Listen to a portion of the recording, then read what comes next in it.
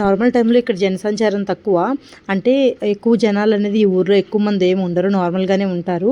కానీ ఇప్పుడు చూసారా ఎంత తిరణాలు జరుగుతుంది, ఎంతమంది ఉన్నారు, ఎసుకేస్తే రాళ్ళంతమంది ఉన్నారు కదా.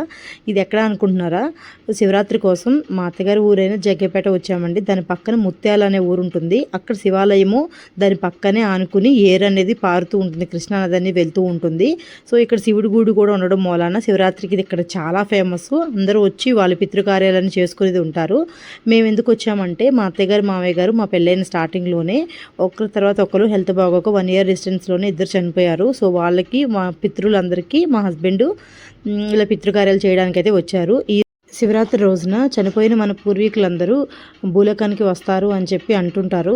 సో వాళ్ళకి ఆ రోజున మనం పిండం పెడితే వాళ్ళకి సంవత్సరం అంతా మనం భోజనం పెట్టిన మనకి ఫలితం అనేది వస్తుందని అంటుంటారు.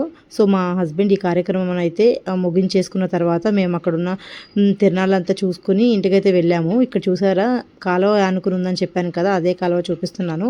తిరణాలు అయితే చాలా పెద్దగా ఉంటుందండి, కనీసం 3 days అనే ఇక్కడ జరుగుతాయి. రాత్రికి స్వామివారికి కళ్యాణం కూడా జరుగుతుందంట. మా పాపకి ఏం కావాలా అని చెప్పి చూసుకుంటుంది, తనకి ఇష్టమైంది ఇక్కడ ఏదో లేదంట, అన్ని షాప్స్ తిరిగి తనకి నచ్చింది మాత్రమే కొనుక్కుంది. ఈరోజు పిల్లలు ఈ కాలంలో ఇలా ఉన్నారు, వాళ్ళకి నచ్చితేనే కొనుక్కుంటున్నారు, లేకపోతే మనం ఏది ఇచ్చినా వద్దంటున్నారు. ఇక్కడ టాయ్స్ అనేవి చూడండి ఎంతెంత బాగున్నాయో. ఇంతవరకు తినుబండారాలు అనేది మనం ఇప్పుడు హైజీన్ ఎక్కువైపోయి మనం ఏం కొనుక్కోవట్లేదు, కానీ ఇంతవరకు అవే కదా మనందరికీ.